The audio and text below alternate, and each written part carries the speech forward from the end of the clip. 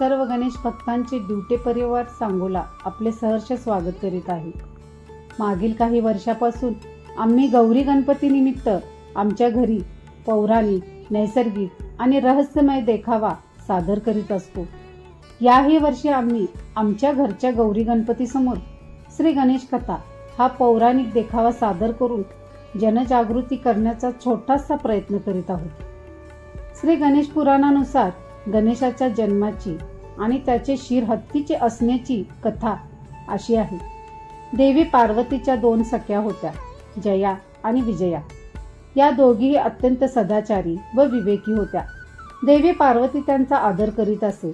एके दिवशी त्या दोघी देवी पार्वतीला म्हणाल्या, सखी, शिवजींचे इतके गण, तुझा एक तरी गण असायला हवा। देवी पार्वतीने आपल्या दोघी सख्यांचे बोलणे ऐकले, पण काही काळानंतर ती विसरून गेली। एके दिवशी देवी पार्वती स्नानासाठी निघाल्या होत्या। जाताना त्याने नंदीला आदेश दिला की त्याने द्वारपाल बनून कोणालाही आत जाण्यासाठी अडवावे। नंदी दाराशी उभा राहिला। त्याच वेळी शंकर तेथे आले व आत जाऊ लागले। नंदी त्यांना म्हणाला, स्वामी, माता आत स्नान करीत आहे, आपण येथेच थांबावे। शंकराने नंदीचे बोलणे ऐकल्यासारखे केले व आत प्रवेश केला। भगवान शंकरांना आत येताना बघून देवी पार्वतीला त्या दोन सख्यांचे बोलणे आठवले। तिच्या लक्षात आले की सगळे गण शंकराचे सेवक आहेत आणि त्यांचीच आज्ञा त्यांना महत्वाची वाटते। आज माझा कोणी गण असता तर त्यांनी माझी आज्ञा प्रमाण मानली असती।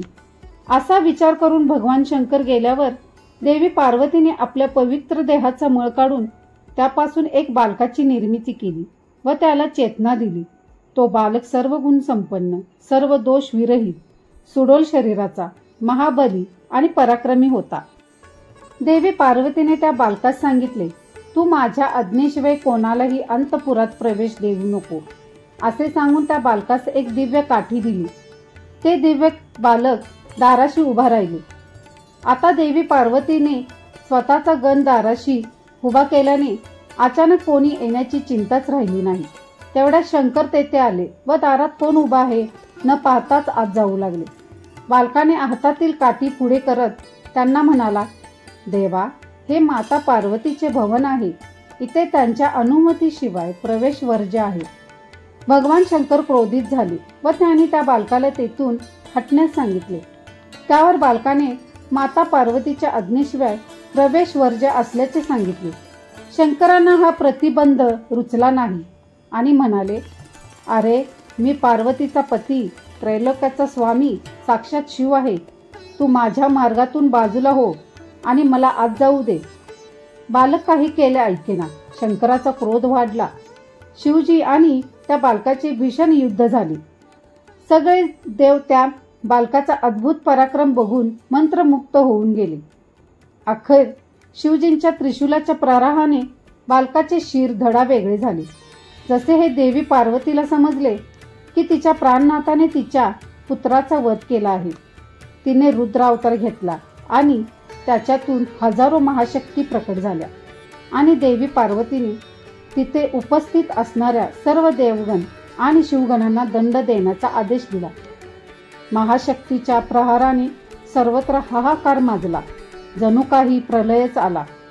या प्रलयातून वाचण्यासाठी सर्व देवांनी पार्वतीची स्तुती करण्याचे ठरवले। नारद मुनींच्या प्रतिनिधित्वाखाली देवीची उपासना केली। अशा प्रकारे देवीचा क्रोध शांत झाला। देवी पार्वती म्हणाली, माझ्या एकट्या पुत्राला तुम्ही सर्वांनी मिळून मारले। जर माझा पुत्र पुनर्जीवित झाला तरच हा प्रलय थांबेल।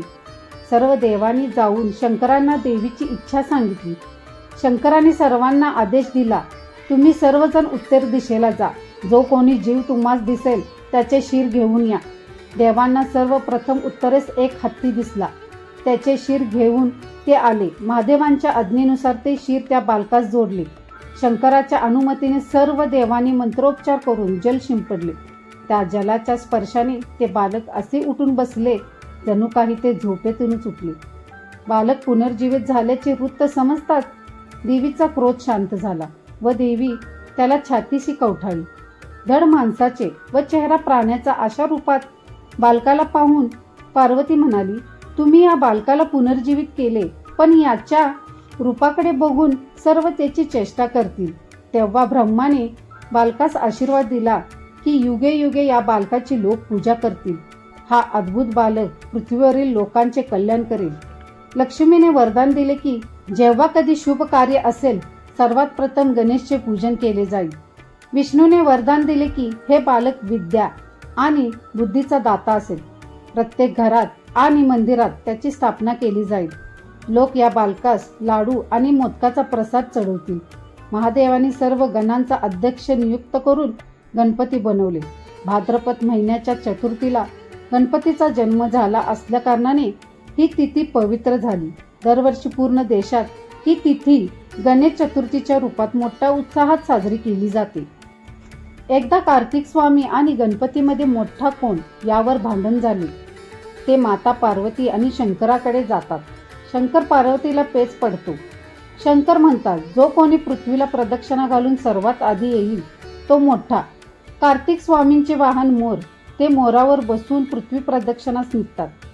गणपतीचे वाहन उंदीर म्हणून धूर्तपणे विचार करून गणपती आपल्या माता पितास प्रदक्षिणा घालतो आणि सांगतो, हे देवा, आपण सर्व व्यापी आहात. आपणच सर्व सृष्टी निर्माण केली, म्हणूनच मी तुम्हाला प्रदक्षिणा घातली, म्हणजेच पृथ्वीला प्रदक्षिणा घातली. शंकर पार्वती निसंकोच मान्य करतात.